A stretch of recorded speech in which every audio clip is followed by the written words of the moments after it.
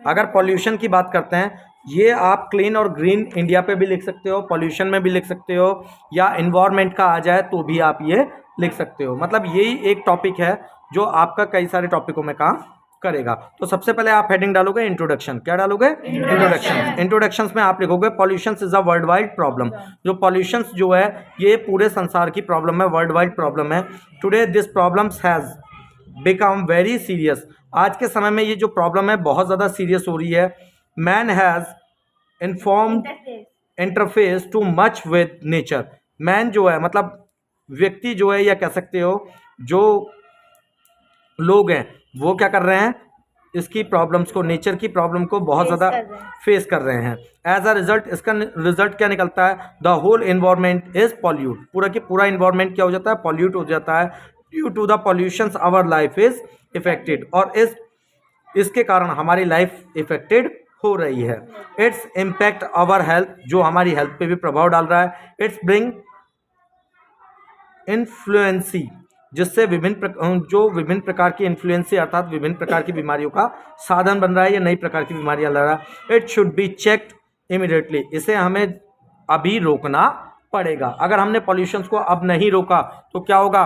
पूरा की पूरा जो नेचर है वो खराब हो जाएगा, और उससे क्या होगा? हमारी जो कह सकते हो आपकी किसी भी प्रकार की बीमारियां उत्पन्न हो सकेंगी, विभिन्न प्रकार की डिजीज आप में आ जाएंगे। ठीक है। नेक्स्ट है काइंड्स ऑफ पॉल्यूशंस। पॉल्यूशंस के प्रकार क्या होते हैं? देखो मेनली तो पॉल्यूशंस तीन टाइप के होते हैं, एक एयर पॉल्यूशंस, वाटर पॉल्यूशंस और नॉइज पॉल्यूशंस। लेकिन इसके अलावा आप सॉइल पॉल्यूशंस, ठीक है, और इसके अलावा आप ये बोलते हैं इसको रेडियो एक्टिव पॉल्यूशन, ठीक है, ये इसके अलावा भी विभिन्न प्रकार के पॉल्यूशंस, मतलब बहुत सारे टाइप के पॉल्यूशंस होते हैं। लेकिन मेनली आप कितने टाइप के लिखोगे? एयर पॉल्यूशंस, वाटर पॉल्यूशंस और नॉइज पॉल्यूशंस। अगर हम बात करते हैं एयर पॉल्यूशंस की, किसकी? एयर पॉल्यूशंस की। तो एयर पॉल्यूशंस जो है, देखिए air pollutions is the caused by the smoke which come out from the chimneys of mills, workshops and factories etc. जो एयर पॉल्यूशन है वो किस कारणों से होता है? जो चिमनीज में से धुआं निकलता है।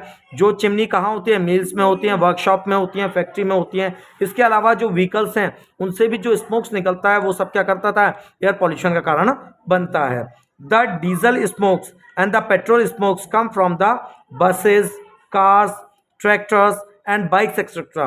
ज़्यादातर जो डीजल स्मोक्स या पेट्रोल स्मोक्स आता है, यानी कि डीजल या पेट्रोल का जो धुआं आता है, ये आपके वाहनों में से निकलता है, जो आप वाहन छोटी छोटी जगह पर लेकर जाते हो। ठीक है, आपको अगर घर से थोड़ी सी दूर पे भी जाना होता है तब भी आप बाइक्स लेके जाते हो। जबकि इसको अगर आप रिड्यूस कर दोगे तो आप पॉल्यूशन को रिड्यूस कर सकते हो कुछ हद तक। This has made life very difficult in the big cities. इसने जो है बड़े शहरों में लाइफ को बहुत ज़्यादा क्या बना दिया है? डिफिकल्ट मतलब कठिन बना दिया है। ठीक।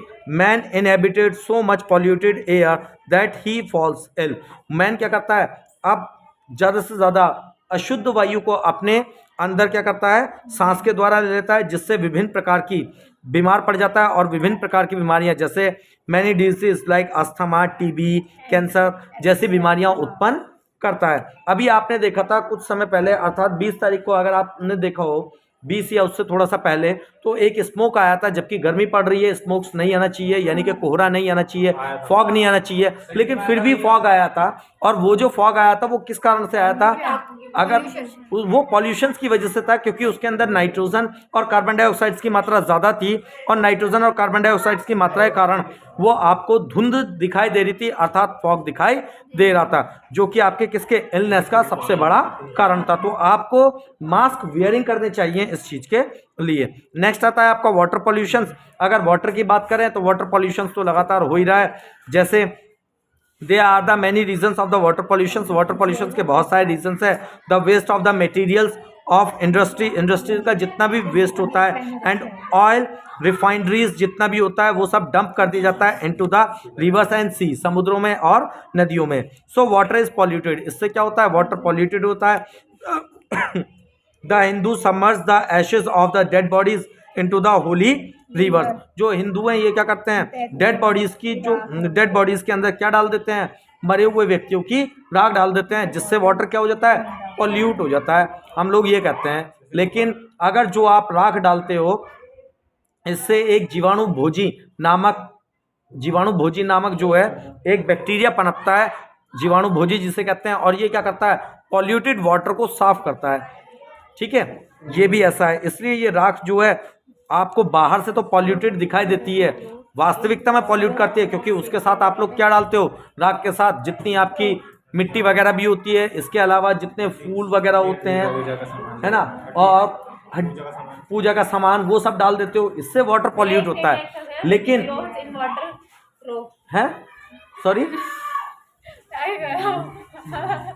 ashes of the dead bodies in the holy water and spoil the some cities and situated on the banks of the rivers।